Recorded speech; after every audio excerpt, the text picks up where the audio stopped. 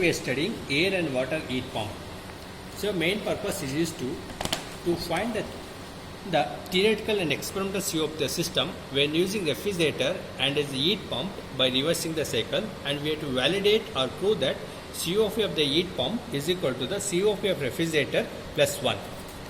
So first we'll start from compressor. This is a hermetically sealed compressor where it consists of the compressor as well as motor inside that one.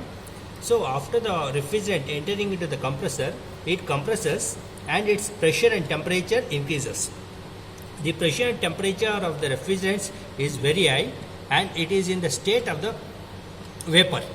So here vapor state, so very high temperature, high pressure, vapor, refrigerant, leaving from the compressor, it goes to this is the expansion valve, four-way expansion valve, which is used for the heat pump conversions. So this is a system where it goes to the condenser. So here you can see high pressure, high temperature vapor goes into the condenser and heat is rejected.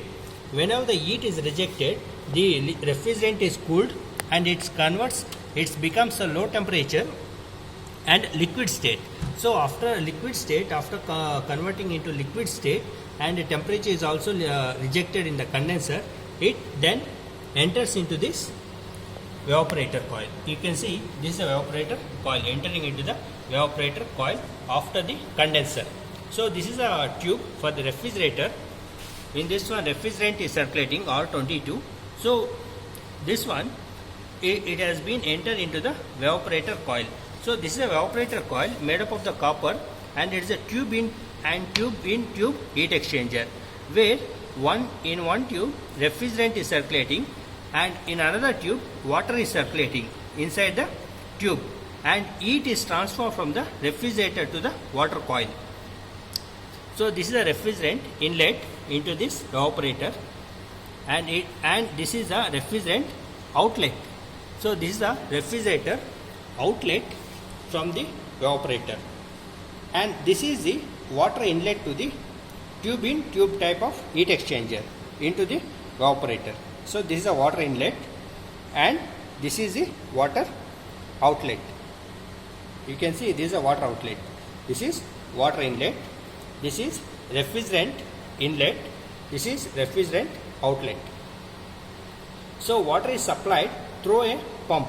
So water pump is there. So from this water pump, water is supplied from the tank. See inlet, water inlet is there. Water inlet is supplied to the pump and pump forces into the evaporator. So this is a tube in tube type of heat exchanger where indirect type of heat exchange takes place. No mixing of the fluid will take place. So one coil consists of the refrigerator, other coil consists of the water. And this water after that, so after recovering the heat from the refrigerator, so water flows into the flow control valve. You can see flow control valve. This is the flow control valve. So this is a flow will be measured in terms of liters per hour. So here it will having a floating type of device which shows liters per hour flow control valve, water flow rate in liters per hour, and it enters into this. These valves are there. This valve is closed here. This valve is open and it enters into the tank. This is a tank. So we will get a cold water here by refrigerating effect. We will get a cold water here. So temperature of the water can be measured by using the thermocouples. This is outlet of the water. This is outlet of the water after a refrigerating effect. This is the inlet of the water before refrigerating effect, and this is the mass flow rate of the water. So mass flow rate is known, inlet and outlet temperature by using thermocouples. These thermocouples is known. So we will calculate the refrigerating effect. And here readings are there. You can see voltmeter reading is there, ammeter reading is there for the compressor system. By the product of these two systems, we will get a work input to the compressor. And this is the energy meter. So this is the energy meter reading is recorded. So depending upon how much time we will run the compressor, 1 hour, 2 hour, 3 hour. So you will get a direct reading, consumptions in kilowatt hour. So this is a watt meter reading.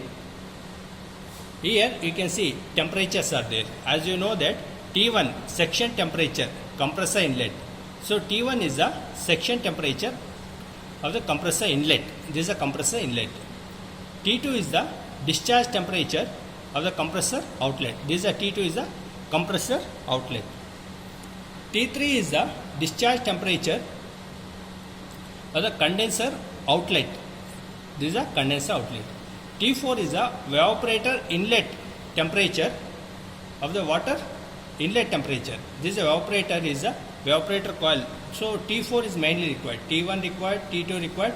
T4 is the water which is entering into the evaporator, inlet temperature of the evaporator entering into the evaporator, water temperature.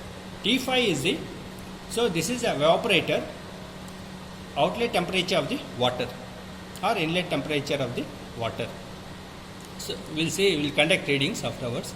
T6 is a evaporator water inlet temperature, T6. T7 is the evaporator or condenser air inlet temperatures. T8 is the evaporator condenser air outlet temperatures. So this is a data logger or a thermocouple indicator which is used for showing the temperatures here.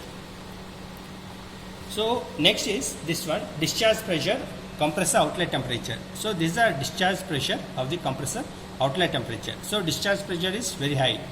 This is section pressure of the compressor inlet. And this is the safety valves which will cut off automatically when reaches high pressure or high temperature. So automatic controlling systems. Here the switches are there, switches for fan. This is a condenser fan. If you want to activate the condenser, so we have to switch on this one.